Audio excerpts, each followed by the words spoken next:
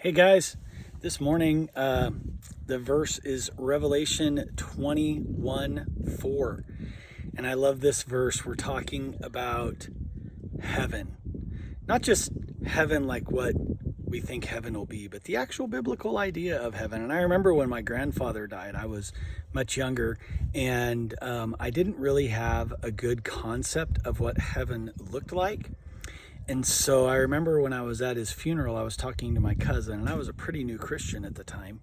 And I was talking to my cousin, and I said something more like what maybe a Native American idea of heaven would be when I said my grandfather would be in heaven and he would be ultimately hunting all the time in the most amazing hunting ground in the world. And sometimes I like to think of heaven like that, but the truth is that regardless of what heaven looks like, Revelation 21:4 says when we get to new heaven and the new earth, he says there will be no more crying, there will be no more tears, no more pain, no more sorrow.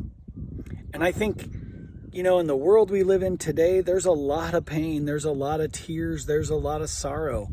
And I think as parents and as guardians and as people of God, sometimes it's really hard to think about heaven because we don't really want to think that we're going to miss something on earth. And what I love about this idea of the new heaven and the new earth that God is creating, God is designing, is that one day all of these things on earth will pass away. The old order of things will pass away, and there will be a new creation, and that new creation will be just absolutely amazing. So whether you've lost somebody close to you lately or whether you've just had a false view of heaven, I want you to think today about what heaven can be. And as you talk to your kids about when they're sad about something, when they're struggling with something, I think it's okay to talk about heaven and to say, guys, listen, someday there will be no more death. There will be no more tears.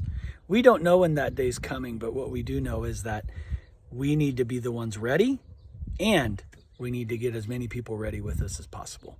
Have a great day. Talk to you later.